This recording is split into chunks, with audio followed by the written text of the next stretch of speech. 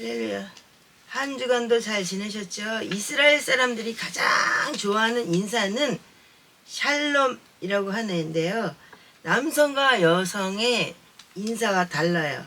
남성에게는 샬롬 레카, 이거면 당신에게 평안과 평강이 있어라, 이런 뜻이고요.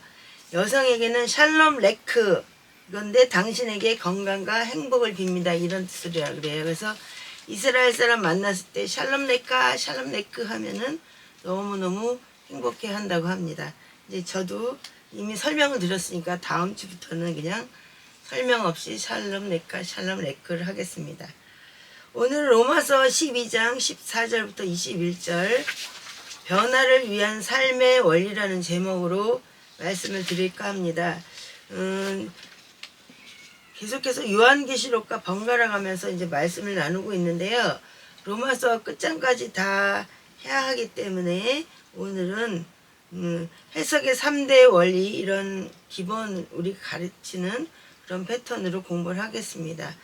첫 번째는 문맥고려 적합한 해석이 있고요. 두 번째는 하나님 중심적인 해석, 세 번째는 본문에 근거한 해석이 있다고 했습니다. 일주일 동안 매일 성경 공부하는 것도 있고, 우리는 일주일 동안 같은 성경을 가지고 계속해서 읽으면서 말씀을 나눈다고 그랬습니다. 첫 번째 날은 자세히 읽기 문단 나누기를 한다고 했고요. 두 번째 날은 하나님의 성품 찾기에서 행하심, 하나님 은혜 만져주심, 이제 다 거의 외우셨을 것 같아요. 세 번째 날은 강조점 찾기, 접속사, 반복대조, 강조, 중심사상 파악. 네 번째 날은 은혜와 교훈, 메시지 교훈 의미를 정리한다고 했고요. 다섯째 날은 책망, 회개해야 할 일, 피해야 할 일. 여섯째 날은 바르게 함과 의로 교육함, 발견한 교훈대로 살기 위해 필요한 것과 계획 정리를 한다고 했습니다.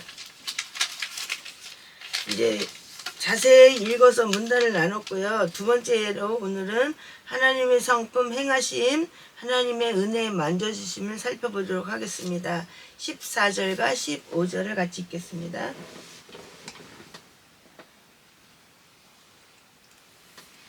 너희를 핍박하는 자들을 축복하라. 축복하고 저주하지 말라. 15절 기뻐하는 자들과 함께 기뻐하고 슬피 우는 자들과 함께 슬피 울라, 이렇게 말씀을 하셨는데요.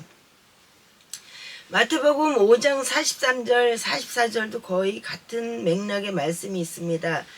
그들이 말한 바 너는 내 이웃을 사랑하고 내 원수를 미워하라 한 것을 너희가 들었으나 나는 너희에게 이르노니 너의 원수들을 사랑하며 너희를 저주하는 자들을 축복하고 너희를 미워하는 자들에게 선을 행하며 악의를 품고 너희를 다루며 너희를 핍박하는 자들을 위해서 기도하라. 그리하면 너희가 하늘에 계신 너희 아버지의 아이들이 되리니 그분께서는 자신의 해를 악한 자와 선한 자 위에 떠오르게 하시며 비를 의로운 자 불의한 자 위에 내려주시느니라, 이렇게 말씀을 하셨습니다. 사실 이 말씀 14절 15절을 보면 핍박하는 자들을 축복하고 저주하지 말라, 이 말씀이 참 쉬운 것 같지만 이 굉장히 어려운 일이잖아요. 그죠? 누가 조금만 욕을 해도 그게 화가 나고 이러는데 하물며 우리를 핍박하는 사람을 갖다가 축복해요? 응? 저주하지 않아요? 그거 쉬운 일 아닙니다. 그렇기 때문에 우리가 하나님의 말씀을 통해서 우리가 변화되기 위해서 이 말씀을 자세히 살펴보는 거라고 생각합니다. 그래서 내가 할 수 없는 일이고 고통스러운 일이지만, 이렇게 아예 단서를 했어요. 우리가 다른 사람 핍박하는 사람을 갖다가 용서하기도 쉽지 않고 고통스러운 일이에요. 그런데 너를 핍박하는 자를 축복하라 그래요. 오히려 어떤 사람이 나한테 막 욕을 한 걸 알았어요. 근데 주님 그 사람을 축복해 주세요, 그거 나와요? 같이 욕하잖아. 그거 쉽지 않은 일입니다. 그렇기 때문에 우리가 성숙한 그리스도인이 되려면 말씀을 바로 알고 말씀을 지키기 위해서 노력을 해야 되는 거죠. 그래서 예전에 저를 너무나 힘들게 했던 사람, 또 현재 지금 나를 힘들게 하는 사람, 그런 사람을 이해하고 축복한다는 것은 어려워요. 그런데 주님께서는 그런 사람을 저주하지 말고 축복하라고 하시는 거예요. 오히려 이것이 하나님의 성품이라는 거죠. 우리가 이런 명령이 하나님의 만져주심이에요. 그래서 우리는 날마다 주님을 닮아가기 위해서 이 말씀을 하나하나 살펴봐야 될 이유가 되는 것입니다. 강조점 찾기, 접속사 반복대조, 강조, 중심사상 파악하는 것은 17절과 21절을 같이 읽겠습니다. 아무에게도 악을 악으로 갚지 말고 모든 사람의 눈 앞에서 정직한 일들을 예비하라 했고, 21절 악에게 지지 말고 도리어 선으로 악을 이기라. 참 말은 쉬운데 정말 어렵습니다. 쉬운 일 아니에요. 그래서 구약에서는 눈에는 눈, 이에는 이 이렇게 말씀을 하셨단 말이에요. 근데 예수님께서 신약에서는 뭐라 그랬어요? 너희 원수까지도 사랑하라고 하셨다는 거예요. 그래서 너를 핍박하는 자를 축복하라. 그러니까 적극적으로 모든 사람 앞에서 선을 도모하라. 아무에게도 악으로 악을 갚지 말라. 이렇게 말씀을 하셨어요. 선으로 보답하래요. 이것이 주님이 원하시는 명령인데 이게 정말 어려운 일이기 때문에 이것을 지키는 교회, 순종하는 교회, 이런 교회는요 세상에 영향력을 끼칠 수 있어요. 근데 세상에 정말 많은 교회가 있는데 이 말씀대로 지키는 교회가 얼마나 될까요? 응? 뭐 지금은 뭐 1000만 성도에서 거의 4분의 1이 줄어들었다고 얘기하는데, 성도들이 주님의 명령을 온 마음으로 지킬 때 교회 공동체는 진짜 교회다운 교회가 되는 거예요. 그래서 머릿속에 이 주변에 교회다운 교회가 어디 있지 하고 머릿속에 생각하시면 떠오른 교회가 있으십니까? 응? 떠오른 교회 있으세요? 없다면 참 불행한 일이고, 그런 교회, 내가 그러한 교회가 돼야지 되는 거예요. 어떤 사람만 생각하면 우리가 하나님의 성전인지 알지 못하느냐 이렇게 말씀하셨기 때문에 우리가 교회이잖아요. 그 사람만 생각하면 왠지 흐뭇해지고 기뻐지고, 저 사람 보면 내가 신앙생활을 해야 되겠다 이런 생각을 할 수 있을 만한 영향력을 끼쳐야 되는 사람이 되어야 되는데 저부터도 정말 쉽지 않습니다.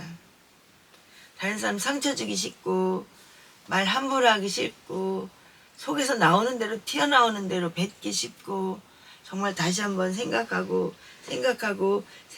될 일이 아닌가 생각이 됩니다. 그래서 악에게 지지 말고 도리어 선으로 악을 이기라고 하시는 이 말씀이 우리 마음속에서 아예 잘 심겨진 모처럼 그 말씀이 생각이 나야 된다는 거죠.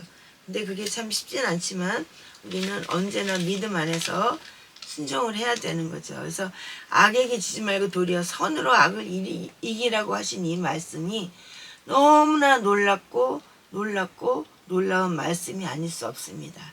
그러니까 우리가 이 21절 악에게 지지 말고 막 화나는 일 있잖아요.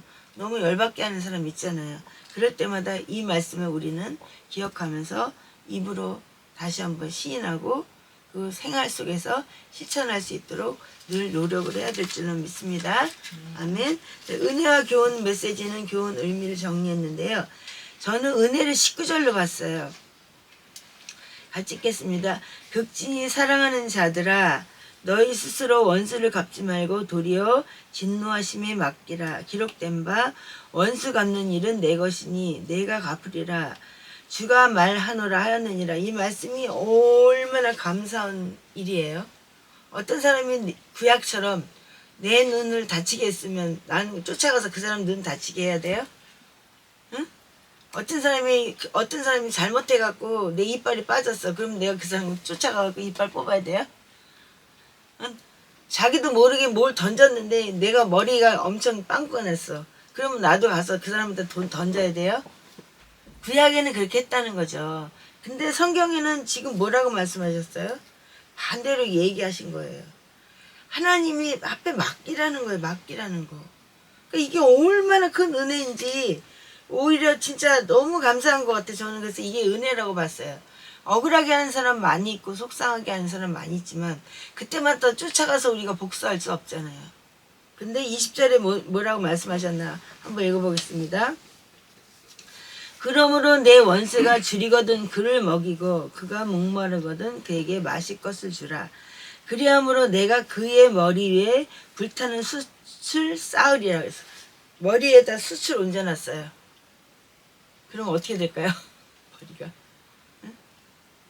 머리가 여기에 지금 불타는 숯이 하나 있어.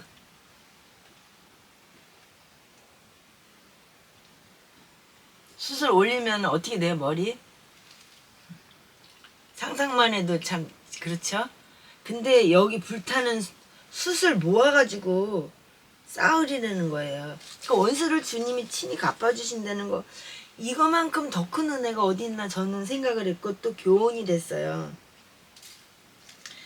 우리가 직접 가서 원한을 갚지 않아도 하나님께서 그거를 대신 갚아주시잖아요. 저는 그런 경험을 참 많이 했습니다. 너무 억울한 일이 있는데 하나님의 명령이니까 그렇게 할 수 없잖아요. 갚을 수 없잖아요. 근데 나중에 가보면 그 정말 너무나 저를 억울하게 해갖고 눈물 뿌려서 한 10년을 기도했던 그런 기억이 있는데 그 사람 나중에 하나님 불러가셨어요. 어? 원수 갚는 게 하나님 앞에 진짜 있어요. 그래서 참 젊은 분인데 남한테 너무 억울하게 하고 가슴 아프게 하고 상처 주고 이렇게 하면 하나님이 정말 기뻐하지 않으세요. 그런데 우리가 원수가 줄일 때 그를 먹이는 태도를 보고 하나님이 그 원한을 대신 갚아주신다. 이 말씀을 우리는 새겨야 돼요. 그래서 중간에 살다 보면은 진짜 너무 억울한 일 많이 있고 정말 가만히 두고 싶지 않은 사람 있잖아요. 그럴 때마다 어떻게 해요? 이 말씀을 기억하는 거죠. 응? 그래, 하나님이 다 원수 갚는 거 하나님이 해주신다 그랬어. 내가 갚을 필요 없어. 그냥 기다리고 기도하자. 이렇게 할 수 있다는 거, 이거만큼 더 큰 은혜가 없고 이거보다 더 큰 교훈이 없습니다. 아멘. 그래서 저만 은혜 받은 거는 아니라고 생각을 해요. 저는 어려운 일을 우리 가정에서 처음으로 예수님을 믿어갖고 너무나 억울한 일 정말 많이 겪었는데요. 그럴 때 이 말씀이 오늘따라 정말 많이 은혜가 됐습니다. 예전에도 은혜가 됐지만 오늘은 진짜 너무 많이 은혜가 됐습니다. 여러분에게도 큰 은혜가 있었으면 좋겠습니다. 책망 회개해야 될 일, 피해야 될 일은 저는 14절, 15절, 18절을 찾았는데요. 14절 우리가 읽었지만 다시 읽겠습니다. 너희를 핍박하는 자들을 축복하라. 축복하고 저주하지 말라. 그 다음에 15절 기뻐하는 자들과 함께 기뻐하고 슬피 우는 자들과 함께 슬피 우라. 진짜 참 어려운 일이에요. 기뻐하는 자라 저 사람은 기쁜데 나는 안 기쁜 경우가 너무 많이 있고 저 사람 너무 슬픈데 나는 그 사람의 슬픔이 하나도 내 마음에 와닿지 않아요. 근데 정말로 그 사람을 사랑하면 그 사람의 기쁨이 내 기쁨이 되는 거고 그 사람의 슬픔이 내 슬픔이 되는 거잖아요. 그 원인이 뭐예요? 결론은 뭐야?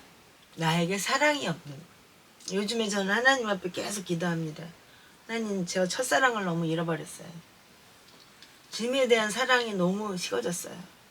그때는 처음 예수님을 영접하고 믿을 때는 막 너무 행복해가지고 아이를 임신하고 이만해가지고도 마대 자루가 교회 청소하고 너무 행복하고 그런 기쁨들 그런 것들이 너무 없어졌어요. 그 제가 매일같이 요즘에 회개합니다. 하나님 저에게 첫사랑을 회복하게 해주세요. 주님을 만났을 때 그 기쁨이 다시금 회복하게 해주세요. 그렇게 기도하고 있습니다. 그래서 나를 핍박하는 자를 정말 축복했나? 이런 건 우리가 이제 스스로 돌아봐야 될 일이고요. 정말 기뻐하는 사람에 대해서 기뻐했나? 이것도 우리가 돌아봐야 되죠. 어떤 사람이 슬픈 일을 겪었어요. 근데 내가 정말 그 사람과 함께 같이 슬퍼했나? 그렇게 하지 못할 때가 너무 많이 있었죠. 저부터도 하나님 앞에 돌아보면서 회개하는 시간을 가졌습니다. 그래, 내가 나를 핍박하는 사람 축복하지는 않았던 것 같아. 용서는 했는데 맨날 입으로 하나님 저 사람 용서합니다 그랬어요. 너무 화가 나니까 생각할수록 막 화가 나고 분노가 차오르면 막 진짜 막 저주하고 싶은 마음이 생기잖아요. 그때마다 이렇게 선포하는 거예요. 하나님 저는 저 사람 용서합니다. 그러면 어때요? 마음이 평안해지죠. 사탄마귀가 나를 끌고 가지 못합니다. 그래서 우리가 나를 핍박하는 사람을 축복하지 못한 것, 기뻐하는 자들과 함께 기뻐하지 못한 것, 슬퍼하는 사람들과 함께 슬퍼하지 못한 것, 이런 것들을 하나님 앞에 돌아보면서 이제까지는 그렇게 못했어요. 주님 용서해 주세요. 그러나 앞으로는 정말로 나를 핍박하는 사람들을 위해서 오히려 축복하고, 기뻐하는 사람을 함께 기뻐해주고, 슬퍼하는 사람을 함께 슬퍼하는 사람이 될 수 있도록 정말 더 많이 기도하겠습니다. 이렇게 우리가 회개 기도하면서 스스로를 돌아보는 시간이 되기를 바랍니다. 그 다음에 17절 한번 보겠습니다. 아무에게도 악을 악으로 갚지 말고 모든 사람의 눈앞에서 정직한 일들을 예비하라, 이렇게 말씀하셨는데요. 악을 악으로 갚지 말래요. 나는 악한 사람에게 악에 대한 그렇게 대적하는 거, 그런 적은 없나 한번 돌아보면 정말 사실 굉장히 어려운 일인데요. 여기서 뭐라 그랬냐면 가능하다면 너희가 할 수 있는 대로 모든 사람과 화평하게 지내야 된다고 말씀을 하셨어요.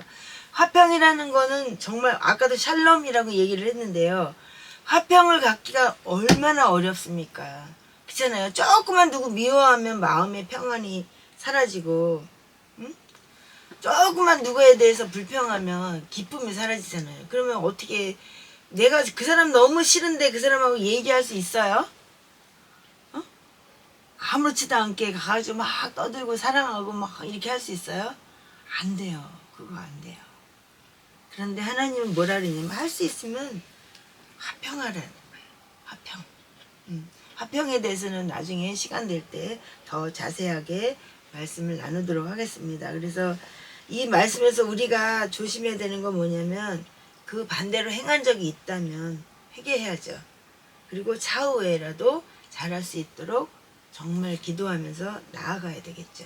그래서 참 쉽지 않은 일이지만 오늘 말씀은 로마서 12장 14절부터 21절은 하나같이 참 쉽지 않은 말씀들이에요. 그 다음에 바르게 함과 의로 교육한 발견한 교훈대로 살기 위해 필요한 것과 계획 정리. 16절 다시 한번 보겠습니다. 서로를 향해 같은 생각을 가지며 높은 것들에 생각을 두지 말고 도리어 낮은 처지에 사람들에게 겸손히 행하며 스스로 지혜 있는 것으로 여기지 말라. 근데 이렇게 돼요? 높은 것에 생각을 갖지 않는다는 거, 그거 쉽지 않은 일이잖아요. 겸손한다는 거 정말 쉽지 않은 일입니다. 그런데 겸손해야죠. 왜 그러냐면 주님이 명령하셨으니까.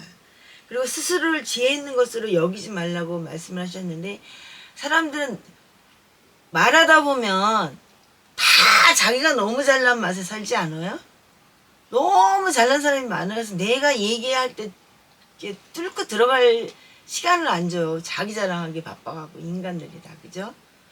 그런데 들어줄 수 있는 그런 마음의 자세, 낮아진 마음, 그런 게 너무 필요한 거고요. 그런 사람이 또 겸손한 거라는 거죠. 근데 이제 어떤 사람이 너무 억울한 일을 하거나 이상한 말을 하면 어떻게 되냐면 반사적으로 팍 튀어나오잖아요. 그죠? 그렇게 하지 말라는 거죠. 겸손한 사람은 3초를 생각을 해보라 그래요. 이렇게 이 말을 해도 옳을까? 이 말 해도 될까? 안 될까? 생각을 하라 그래요. 그게 이제 필터 작용인데, 그러다 보면 이 말을 하면 안 되겠구나. 저는 최근에 이렇게 하면 안 되는 걸 알면서 한 적이 있는데, 이제 그거는 결론이 뭐예요? 후회밖에 없는 거지. 내가 왜 그때 그랬을까? 겸손하지 못한 탓인 거죠. 그래서 또 내가 스스로가 지혜 있는 것으로 여기기 때문에 그런 일이 생깁니다. 그래서 겸손해야 되는 거고요. 스스로 지혜 있는 것으로 여기지 않아야 되는 거죠. 두 번째, 화평하게 지내라고 말씀을 하셨어요. 18절을 다시 한번 볼게요. 가능하다면 너희가 할 수 있는 대로 모든 사람과 화평하게 지내라. 19절, 지극히 사랑하는 자들아, 너희 스스로 원수를 갚지 말고 도리어 진노하심에 맡기라. 기록된 바 원수 갚는 일은 내 것이니 내가 갚으리라. 주가 말하노라 하였느니라. 그러므로 내 원수가 줄이거든 그를 먹이고 그가 목마르거든 그에게 마실 것을 주라. 그리함으로 내가 그의 머리 위에 불타는 숯으로 쌓으리라. 악에게 지지 말고 도리어 선으로 악을 이기라. 이렇게 말씀을 하셨는데요. 말씀이 오늘은 길지는 않습니다. 화평하게 지내라. 이 말씀은 진짜 어려운 일이에요. 너무 싫은데 그 사람하고 어떻게 화평하게 지내요? 그렇잖아요? 그럴 때마다 예수님은 나 때문에 양손 양발에 십자가 지고 돌아가셨잖아요. 30cm 대못이라고 얘기했죠. 그것도 동시에 드릴로 박는 것처럼 그렇게 다 박아갖고 돌아가셨다 그랬어요.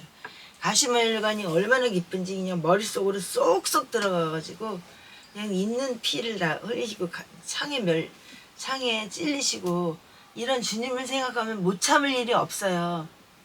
근데 이거 순간에 이거를 생각하는 그런 사람이 몇 명이나 될까요? 그러니까 우리가 어떻게 되냐면 언제나 그 주님의 고난당한 것을 생각하며 말씀 보고 기도하고 찬양하고 예배드리고 그래서 나를 낮추고 응? 언제나 나를 낮추고 주님이 낮아지셨으니까 우리도 낮아야 되는 거잖아요. 그죠? 그리고 화평하게 지낼 수 있도록 늘 하나님 앞에 기도해야 되는 거죠.